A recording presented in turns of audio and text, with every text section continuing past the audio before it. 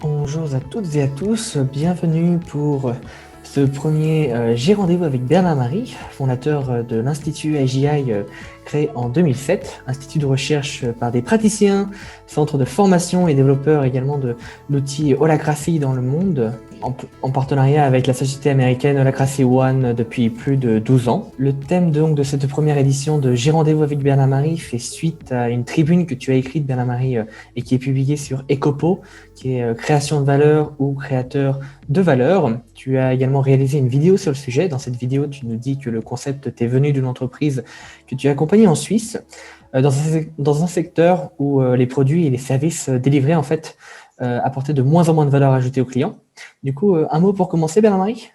Ravi d'être avec vous pour parler d'un sujet qui me tient à cœur, les leaders créateurs de valeur, tout un programme.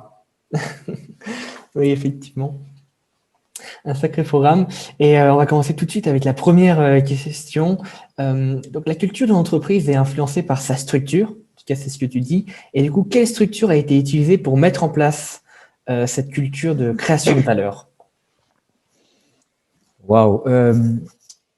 Oui, la structure est un facteur qui influence beaucoup la culture. Ça, c'est très clair. Et souvent, dans les entreprises que j'accompagne, la question, c'est comment est-ce que cette entreprise peut manifester ou créer plus de valeur avec un S, j'insiste sur le S, pour ses clients.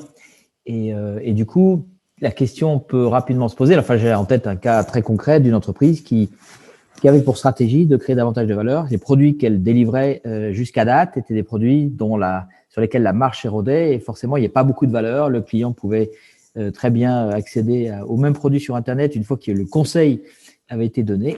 Et du coup, ils avaient un vrai problème stratégique de valeur et de création de valeur. Et la question, c'était comment est-ce qu'on peut mobiliser les collaborateurs, l'ensemble des collaborateurs, pour que cette entreprise crée davantage ou offre de nouvelles propositions de valeur dans le service auprès de ses clients.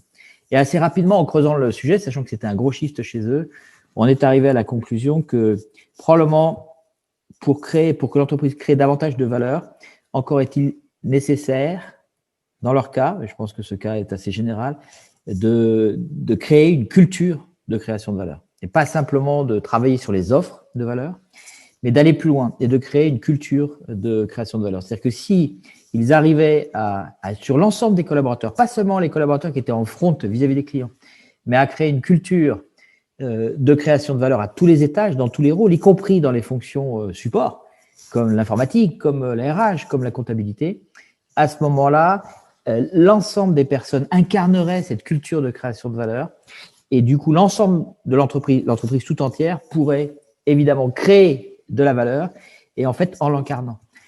Parce que quand on parle de création de valeur, évidemment, on parle de raison d'être. C'est un synonyme. La raison d'être, c'est bien le potentiel créateur le plus profond que cette entreprise est à même de créer et d'apporter à un monde qui l'attend. Et du coup, on pourrait prendre comme synonyme à raison d'être, on peut prendre création de valeur. Mais on se rend bien compte que pour que cette entreprise manifeste davantage sa raison d'être, ça passe par la congruence entre l'intention et la réalité. Ça passe par la capacité de l'ensemble des collaborateurs, donc de la culture, à incarner cette manifestation de cette valeur, cette création de valeur, cette raison d'être. Par exemple, si vous travaillez dans une entreprise qui vend des produits bio et qui est censée vous conseiller quand vous entrez dans un magasin pour vous aider à trouver les bons produits, les nouvelles façons de cuisiner, etc., si cette personne n'incarne pas et très concrètement ne mange pas bio et ne connaît pas les produits, la probabilité qu'elle sache me conseiller est très faible. Enfin, elle ne va pas pouvoir le faire.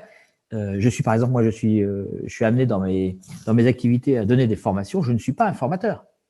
Et d'ailleurs, quand je forme, je ne forme pas. En fait, je transmets qui je suis.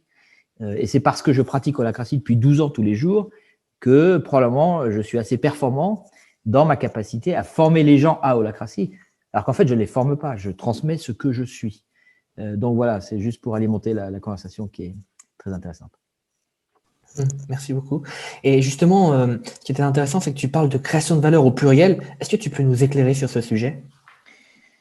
Oui, oui, parce que, il y a plein de raisons. Les questions mériteraient beaucoup de réponses différentes. Déjà, parce que souvent, derrière le mot création de valeur, à tort ou à raison, beaucoup de gens considèrent qu'on parle d'argent Et c'est vrai que quand je parle de création de valeur, je ne parle pas de cette espèce de focus sur la recherche d'argent pour le plaisir, pour la recherche d'argent. En même temps, je suis pas en train de dire que c'est pas positif, c'est juste nécessaire. Mais c'est pas ça la création de valeur. La création de valeur, c'est la capacité à apporter de la valeur, apporter des propositions de valeur à nos clients, évidemment, et que les clients attendent. Et bien sûr, il y a un flux monétaire parce qu'il faut bien qu'on vive, et l'argent est un moyen pour rendre compte et pour soutenir ça. Mais la création de valeur, c'est l'ensemble des valeurs que j'apporte aux clients. Alors, je mets un S aussi parce que, donc c'était pour pas la confondre avec uniquement l'énergie financière, je mets un S aussi parce que on se rend compte maintenant avec l'évolution. Bon, il y a une nouvelle théorie qui est sortie, bon, déjà, ça fait un bout de temps, sur l'économie de l'expérience, qui montre que de plus en plus, on ne vend même plus des produits ou des services, on est passé à un stade au-dessus, qu'on vend une expérience client. On offre une expérience client. Mais offrir une expérience client qui dépasse la question d'offrir des produits et des services, c'est bien d'apporter quelque chose de plus. Et probablement que dans cette expérience client que j'offre à mes clients, ils me voient tel que je suis. Et donc, la valeur qu'ils reçoivent, c'est aussi les valeurs que j'incarne. Et donc, c'est pour ça que j'utilise le S, parce qu'on est en train d'ouvrir tout un champ sur le fait que la relation avec le monde, la relation avec dont les clients, mais ça peut être d'autres parties prenantes. Et puis, c'est vrai, ça ne peut pas ne pas être vrai en interne, sinon la probabilité qu'on le transpire à l'externe, si ce n'est pas vrai en interne et s'il n'y a pas cette congruence, fait que ça va avoir du mal. Et donc, création de valeur, ça passe par l'incarnation de valeurs nombreuses. Et si vous avez un management constitutionnel de type holacratie ou autre, alors en plus, vous allez probablement, le temps faisant, incarner de plus en plus de valeurs, parce qu'il y a beaucoup de valeurs qui sont induites ou qui sont sous-jacentes à l'utilisation de cet outil. Alors, le meilleur moyen donc, de créer cette culture, c'est que tout le monde incarne cette création de valeur donc, à tous les étages. C'est ce que tu dis d'ailleurs dans la vidéo. Mais du coup, quid des personnes qui font juste leur travail et sans salariés et ne veulent pas forcément faire l'effort de changer leur mode de fonctionnement? C'est une question, je n'ai pas de réponse à cette question. En fait, là, mon approche est juste de dire qu'elle est basée sur le constat suivant, c'est que quand tu dis, Louis, les personnes font juste leur boulot, quand tu l'as dit, ils font juste leur travail, en fait, le risque, c'est de croire qu'ils sont comme ça. Le risque, c'est de croire que leur identité, ce qu'ils sont vraiment au fond, c'est la même chose que les comportements que tu observes d'eux. Donc, quand les gens disent les personnes font juste leur boulot, ils sont juste en train de décrire des comportements. Et probablement, ils le décrivent de façon maladroite parce qu'ils ne veulent pas dire ça. Ils veulent dire, j'observe qu'ils ont des comportements et dans leurs comportements, c'est des comportements qui font que leur boulot. Mais le pas est trop rapidement fait de croire que c'est parce qu'ils ont ces comportements qu'ils seraient comme ça, que ce serait leur identité serait constituée de ces comportements. Or, il est évident, alors pour moi, parce que je pourrais illustrer s'il y a des questions là-dessus, mais il est évident que les comportements d'une personne n'ont rien à voir avec ce qu'il est. La preuve, c'est que lorsque tu changes une personne d'environnement, les comportements très souvent changent. C'est donc la preuve par A plus B qu'en fait, les personnes adoptent des comportements, et on retombe sur le thème de la culture, les personnes adoptent des comportements en fonction de l'environnement, du système, de la culture dans laquelle ils sont. Si tu changes, et nous on fait ça, j'ai accompagné plusieurs entreprises dans l'adoption d'un management constitutionnel de type holacratie depuis 12 ans, et je me rends compte que beaucoup de personnes, on change vraiment la donne en termes d'environnement, parce qu'il y a même une rupture, il y a une rupture sur la structure, il y a une rupture sur la structure de pouvoir, ce qui ne veut pas dire une rupture ou de la violence sur les personnes, je ne parle pas de ça, je parle de la structure de pouvoir qui change radicalement du jour au lendemain avec l'adoption d'une constitution. On passe d'un régime qui était ce qu'il était à un régime constitutionnel, d'un pouvoir hiérarchique à un pouvoir constitutionnel. Eh bien, je m'aperçois, j'observe, c'est notre métier en tant que chercheur praticien, je m'aperçois que les personnes font varier leur comportement et parfois de manière très, très importante. Pourtant, c'est les mêmes personnes, elles n'ont pas changé leur identité. Donc voilà pourquoi les personnes qui font juste leur travail, ça me fait toujours sourire. Le débat n'est pas vraiment intéressant pour moi, mais bon, je ne prétends pas avoir la vérité. La question de fond, c'est qu'est-ce que je peux faire comme changement de l'environnement, de la structure et de la culture pour que les personnes puissent avoir des comportements qui correspondent plus à des comportements que j'attends, sans rester dans l'illusion de croire que les comportements identifient une personne.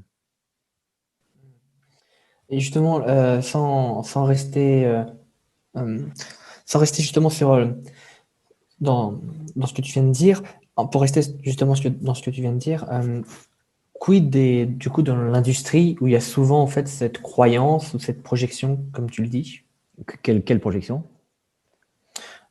celle du coup d'avoir que leur comportement en fait reflète la personne. Ah, c'est juste, voilà, c'est juste, les personnes ne savent pas. Moi-même, pendant très très longtemps dans ma vie, je ne savais pas ça. J'étais dans l'illusion de croire qu'une personne était identifiée par les comportements qu'elle avait. Voilà, voilà, c'est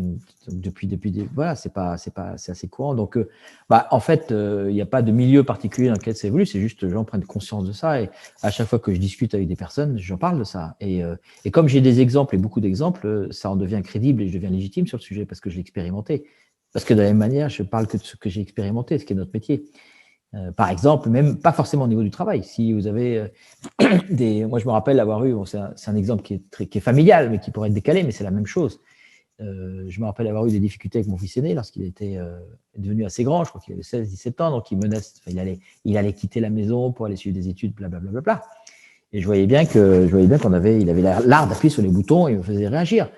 Et ça créait des situations un peu stressantes dans la famille. Et donc, moi, je voulais de l'harmonie, lui aussi. Et du coup, c'était vraiment important pour moi parce que je l'aime, évidemment, je l'aimais et je l'aime encore, évidemment. Et du coup, j'ai creusé, je me suis remis en cause et je me suis rendu compte et j'ai essayé plein de trucs.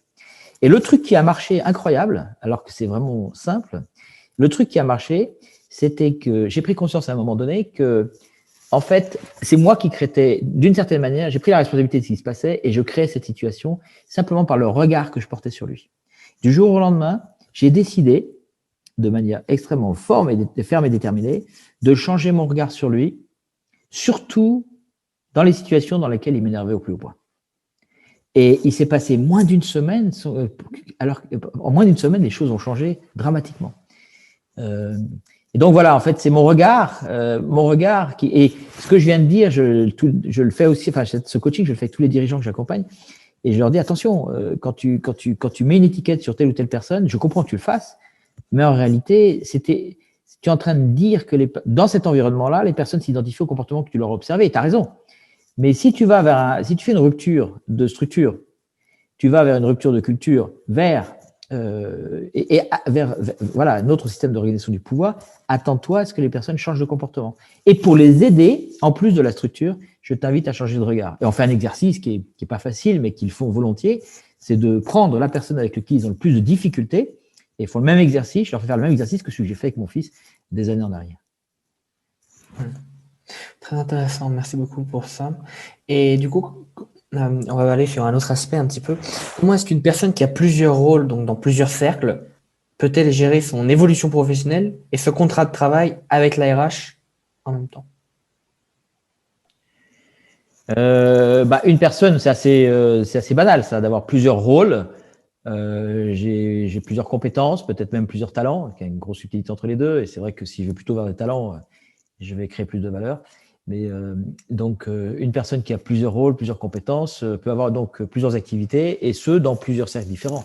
Peut-être qu'à un moment donné, c'est dans le même cercle, mais par le jeu des restructurations, etc., finalement, je peux me retrouver dans plusieurs cercles. Du coup, en fait, je me trouve dans la même situation que n'importe quel auto-entrepreneur qui aurait plusieurs clients. Aussi simple que ça.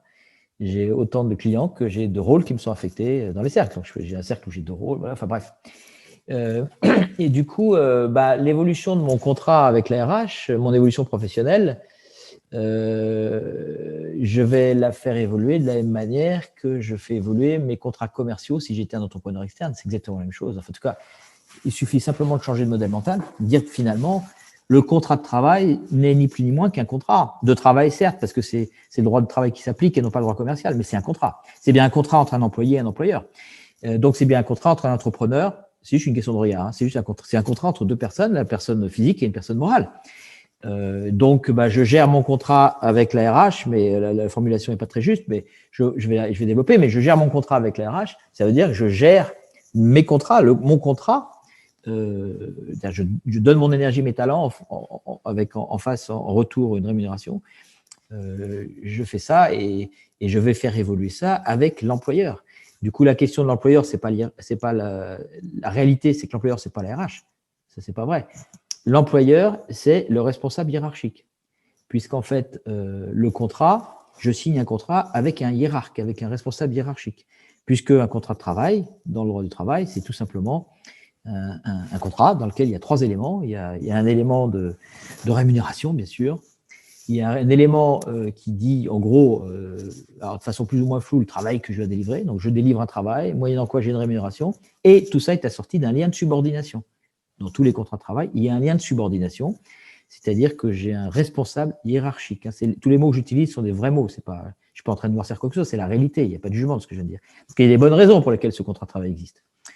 Donc, la personne avec qui je négocie ou je gère mon contrat, de pair à pair, et c'est ce qu'on appelle le responsable hiérarchique, ce qui représente l'employeur, qui peut être l'employeur, ça dépend des tailles d'entreprise, ou une délégation à d'autres personnes, mais qui est mon responsable hiérarchique. Donc voilà, je gère mon contrat et l'évolution de mon contrat avec ce responsable hiérarchique qui finalement agit comme un représentant de l'ensemble des clients que je peux avoir. Parce que si j'ai plusieurs rôles dans plusieurs cercles, finalement, j'ai plusieurs clients. Et je suis un entrepreneur pour le cercle A, de rôle A dans le cercle A, rôle B dans le cercle B, et puis rôle C, D dans le cercle C. Donc j'ai autant de… et c'est représenté par… et si j'étais un entrepreneur non salarié, j'aurais un contrat, et d'ailleurs j'aurais peut-être plusieurs contrats commerciaux avec, pour chacun de mes rôles, avec les responsables des différents cercles, les leaders de cercle, qui seraient considérés comme étant mes clients. Donc voilà, je ne sais pas si ça répond à la question, mais ce que j'avais envie de dire. Et donc, pour être sûr de bien clarifier, et donc dans cette culture de créateur de valeur, qui est donc au pluriel, qui est client, fournisseur entre l'ARH, l'employeur et le salarié? En fait, tout le monde est client. Tout le monde est client et fournisseur dans une entreprise. Quel que soit, on est tous clients et fournisseurs. Lorsque j'exerce une activité, on va vous le démontrer simplement, lorsque j'exerce une activité dans une entreprise, quelle que soit l'activité, eh bien, je crée de la valeur. Car si je n'en créais pas, et je crée de la valeur pour quelqu'un, si je n'en créais pas, il faudrait que j'arrête tout de suite. Donc, on va partir du principe que si je fais des choses, c'est que ça sert. D'accord? Donc, si ça sert, je crée de la valeur. Mais si ça sert à quelqu'un. Ce quelqu'un, il peut être interne à l'entreprise ou externe à l'entreprise. Dans les deux cas de figure, c'est un client. Je ne vois pas pourquoi on réserverait le mot client pour les clients externes.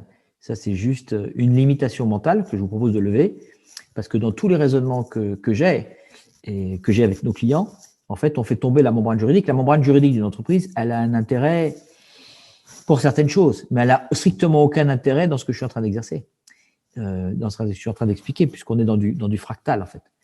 Donc voilà. Et de la même manière, donc je suis donc fournisseur de ceux que je sers, tout simplement. Donc, à moi d'identifier les différents clients que je sers, de vérifier avec eux qu'ils sont satisfaits et que je nourris leurs besoins ou satisfais leurs besoins en offrant ce que j'offre. Ça s'appelle des propositions de valeur.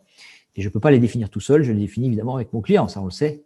Dès qu'on s'adresse à des clients extérieurs, c'est comme ça qu'on fait. Donc c'est pareil en interne. On pourrait le voir pareil en interne, mais toujours sur le même thème. Si on veut être congruent et que l'ensemble de la culture soit une culture créatrice de valeur, on a intérêt à aller dans ce sens-là. Mais de la même manière que j'apporte des choses à des clients, de la même manière, moi, pour faire ce que je fais, j'ai besoin au fait de m'appuyer sur des gens, des collègues qui m'apportent de la valeur. Évidemment. Si je suis boulanger, j'offre des croissants, je fabrique des magnifiques croissants, parce que je suis fan de croissants, mais aussi du pain, etc., etc. Et en même temps, je ne fais pas tout seul. Je suis fournisseur de croissants, certes, et en même temps, je suis client du moulin dans lequel j'achète ma farine. Donc, on ne peut pas être juste fournisseur, c'est une illusion. En fait, on est autant fournisseur qu'on est client. Simplement, voilà, c'est comme le yin et le yang, les deux vont ensemble, on ne peut pas faire l'un ou l'autre. Et du coup, ce qui est intéressant, c'est quand on est centré sur la valeur et non pas sur la bureaucratie, c'est de mettre de la clarté sur la proposition de valeur que j'offre à mes clients. Qui sont mes clients? Quelle proposition de valeur j'offre à mes clients? Et d'arrêter de passer mon temps à définir ce que je fais. En tout cas, bien sûr que c'est intéressant de définir toutes les activités que je fais. C'est intéressant. Surtout si je prends des apprentis. C'est vrai que si c'est explicite et écrit, probablement qu'il va apprendre beaucoup plus vite. Mais ça ne regarde pas mes clients. Encore une fois, quand je vais chez un boulanger, je ne m'intéresse absolument pas. Peut-être qu'il y en a qui s'intéressent, c'est une minorité, mais ce n'est pas pour ça que je suis boulanger. Je ne m'intéresse absolument pas à quelle heure il se lève, et comment il allume son four, éventuellement même quel moulin il utilise pour s'approvisionner en farine. C'est pas ça qui m'intéresse. Ce qui m'intéresse, c'est qu'il délivre comme valeur. Et d'ailleurs, le boulanger, mais c'est vrai pour n'importe quelle boutique, et c'est vrai pour n'importe quel rôle, y compris les rôles support, back-office, y compris même de ceux qu'on qualifie encore dans cette entreprise comme étant des improductifs. Ce qui m'intéresse, c'est ce qu'il y a dans la vitrine. C'est ce qui est délivré comme valeur. Et tout le monde délivre de la valeur. Parce que sinon, il faudrait qu'il arrête. Donc on est à la fois en double polarité, et en fait, on est dans des interrelations, de la coopération, qui est un mot à la mode, mettons un peu de contenu derrière. C'est que je délivre de la valeur pour mes clients, et j'ai des fournisseurs qui délivrent de la valeur dont j'ai besoin pour délivrer de la valeur pour mes clients. C'est aussi simple que ça. Et c'est tellement simple si on fait l'abstraction, comme une fantaisie mentale, de supprimer cette membrane juridique. Et d'ailleurs, c'est déjà le cas, je pourrais développer, parce qu'il y a beaucoup de patrons, de jeunes, qui sont entrepreneurs. J'ai quelques enfants comme ça. En fait, ils ont leur entreprise et puis ils servent des clients différents. Donc, ça fait longtemps qu'ils ont dépassé la question de la membrane juridique. Et donc, les deux mondes se rejoignent. Un monde dans lequel ils ont déjà dépassé la membrane juridique et un monde dans lequel, mentalement, on dépasse la membrane juridique en disant que finalement, à partir du moment où je travaille dans une entreprise, que je sois salarié ou non, c'est pas la question, je délivre de la valeur et j'ai besoin d'autres qui me délivrent de la valeur. Donc, on est tous dans des jeux de clients-fournisseurs à l'échelle d'un rôle. Voilà. Merci beaucoup pour cette réponse extrêmement complète. Et du coup, il y a une question. Nous menons donc individuellement tous notre entreprise et nous offrons nos services à différentes entreprises. C'est bien un talent que l'on met à disposition d'un écosystème, c'est cela? Alors là, on vient avec le mot talent. Du coup, on va creuser un peu. La plupart des gens confondent talent et compétence, en tout cas dans les systèmes, dans les organisations. Il y a même des organisations qui ne raisonnent pas du tout à partir du mot talent. Une compétence, c'est quelque chose que je sais faire. Je suis capable de, je sais faire. Je suis compétent dans, je suis capable de. Par exemple, moi, je suis capable de faire des programmes, des plannings. Je suis capable de faire un planning. J'ai une compétence que j'ai, qui est d'ailleurs un de mes gros problèmes parce que j'ai beaucoup de compétences et je suis pas le seul sur la planète à avoir beaucoup de compétences. Ce qui ne veut pas dire que j'ai des talents. Un talent, c'est quelque chose pour lequel je suis doué. Alors, si je reviens à mon exemple du planning, je peux vous dire que je suis pas doué du tout. Et même ça me gave. Ça me gave. Je sais faire, mais ça me gave. Donc, c'est pas dans ma zone de talent. Ce qui fait que quand j'ai un planning à faire, d'ailleurs, j'en fais plus parce que j'ai identifié dans mon entourage des personnes qui, non seulement ont la compétence, mais le talent pour le faire, et je leur passe. Je fais ça régulièrement. Une associée qui s'appelle Margot, elle sait faire plein de choses et elle a plein de talents. Et dans ses talents, elle a celui de faire des plannings. Donc, à chaque fois que j'ai un planning, waouh, c'est vrai que je sais le faire, mais je vois tout de suite le truc qui va durer 15 jours parce que j'aime pas ça, tout simplement, même si je sais faire. Et du coup, j'en parle à Margot, elle saute dessus, elle va pondre en moins d'une heure. C'est une excitation pour elle. Elle est tellement douée pour ça qu'elle exerce son art. C'est un plaisir pour elle, là où c'est pas un plaisir pour moi. D'ailleurs, la façon de reconnaître la différence entre une compétence et un talent, c'est est-ce que j'ai du plaisir quand je le fais ou j'ai pas de plaisir. C'est un des indicateurs pour identifier les personnes qui croiraient qu'elles n'avaient pas de talent. Parce qu'on a tous des talents, évidemment. Du coup, voilà. Donc, c'est vrai que si on veut compléter ce que je suis en train de dire, on a probablement intérêt dans une entreprise à créer un système, à créer une culture, à créer une structure qui permette de créer des leaders créateurs de valeur, avec un S, à partir de leur zone de talent. Parce que c'est sûr que si je travaille à partir que de mes compétences, qui ne sont pas forcément des talents, la création de valeur que je vais faire, elle va être limitée. Exemple, le planning que je vais mettre 15 jours à faire. Bon, je vais faire un planning qui va tenir la route, mais franchement, il n'est pas terrible. Donc, je crée de la valeur, bien sûr, parce que j'ai fait le planning. Mais le rapport entre l'énergie que j'y ai mis et puis il y a un phénomène qu'on peut pas expliquer, c'est quand tu fais un truc dans la joie et que t'aimes ça démultiplie la valeur que tu crées, évidemment, parce que ça rejaillit sur plein de systèmes qu'on peut pas forcément mesurer au niveau rationnel. Donc c'est vrai que l'idéal, c'est effectivement, ou de tendre vers. Hein, bien sûr que c'est pas, il y a plein de gens qui ont dit, c'est pas possible tout le temps. Bah oui, bien sûr, t'as raison, mais c'est pas une raison pour pas aller vers. Donc aller vers, c'est ça qui nous intéresse, c'est qu'est-ce que tu mets comme structure en place, comme culture en place pour aller vers. Bah c'est probablement quelque chose qui permet ou qui est vertueux vers, ça veut dire que c'est demain matin, vers la création de leaders, eux-mêmes créateurs de valeur, et ils seront davantage créateurs de valeur qu'en plus, ils font ça dans leur zone de talent. Et puis, voilà ce que j'avais envie de répondre à cette question. Merci. Et du coup, une dernière question. Tout le monde devient donc auto-entrepreneur dans un écosystème de mini-entreprises créant de la valeur pour leurs clients. Mais alors, que vont devenir les entreprises ? J'ai évoqué un peu ça tout à l'heure. Je ne sais pas ce qu'elles vont devenir les entreprises. Souvent, on oppose l'entreprise classique, conventionnelle, dans laquelle tu es salarié, puis tu restes des années, etc. etc. Bon, c'est de moins en moins vrai. C'était déjà pas très vrai du temps de mes parents, mais c'était vrai du temps de la génération d'avant. Et puis, des jeunes, dits slasheurs, qui ont repéré des trucs qu'ils aiment bien faire, donc leur talent, mais pas forcément le nom là-dessus, et puis qui font plusieurs jobs dans plusieurs de leurs talents avec plein de clients et qui sont entrepreneurs et qui peuvent même avoir plusieurs entreprises. Mais en fait, et donc on oppose ces deux mondes en disant génération, je ne sais plus quoi, je ne sais plus quelle lettre on est, enfin tout ça n'a pas beaucoup d'intérêt pour moi. Mais en fait, c'est la même chose, c'est rigoureusement la même chose. À la fin dans ce qui est important, parce qu'on se fiche des entreprises, enfin, sauf si tu es actionnaire et propriétaire d'entreprise, mais en général, tu ne l'es pas, donc tu t'en fiches. Tout ça, c'est une illusion. Ce qui m'intéresse, c'est moi, évidemment, moi, collaborateur. Donc, dans un cas, je fais dans une structure que je viens de décrire, je m'aligne de plus en plus vers mes zones de talent et je crée de la valeur pour d'autres qui sont dans la même membrane juridique, mais on s'en fiche, pour d'autres. Et dans l'autre cas, mon fils qui est auto-entrepreneur et il fait pareil. C'est la même chose, en fait. Dans le référentiel de la personne, c'est rigoureusement la même chose.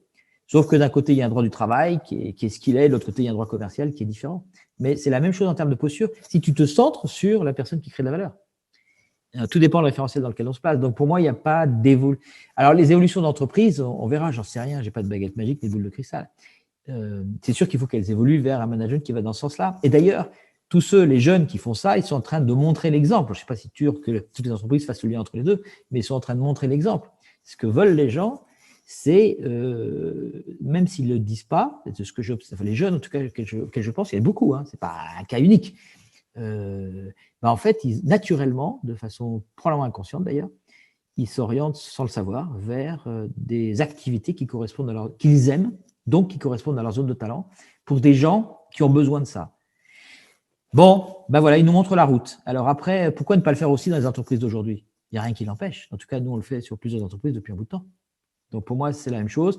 Après, comment va évoluer la question de la membrane juridique? C'est sûr que c'est un autre sujet qui n'a pas été posé, mais la question des statuts des entreprises, des formes juridiques va sûrement évoluer. Il y en a plein qui méritent d'évoluer. D'ailleurs, elles sont en cours d'évolution. Mais le sujet n'est pas vraiment intéressant, en fait, au fond, par rapport à ce que je suis en train de dire, sauf sur une autre perspective que tu n'as pas ouverte, je ne vais pas rentrer là-dedans tout de suite. Oui, merci beaucoup. Waouh, c'était très très dense. Alors, du coup, merci beaucoup à tous pour vos participations et pour vos questions. On n'a pas pu répondre à toutes les questions, mais sachez qu'on organise régulièrement ces nouveaux J'ai rendez-vous avec Bernard Marie et également des témoignages d'entreprises qui font le chemin de cette transformation. Vous aurez toutes les informations nécessaires dans l'email de follow-up. Et de même, si vous êtes intéressé par un prochain pas, vous aurez également toutes les informations dans ce follow-up. Merci beaucoup Bernard-Marie pour cet échange. Je te propose un dernier mot en fait pour clôture ces 30 minutes très denses avec toi. C'est super, les questions étaient super. J'ai adoré parler d'un sujet qui m'anime. J'ai beaucoup de convictions et en même temps j'ai énormément de doutes et c'est ce qui me permet d'avancer. Et du coup, à partir de ce jeu de questionnement, ça me permet d'aller plus loin toujours. Donc je suis ravi d'avoir participé. Si ça peut aider ou inspirer, je suis ravi encore plus. Merci de nous avoir honorés de ces 30 minutes. Et puis avec grand plaisir.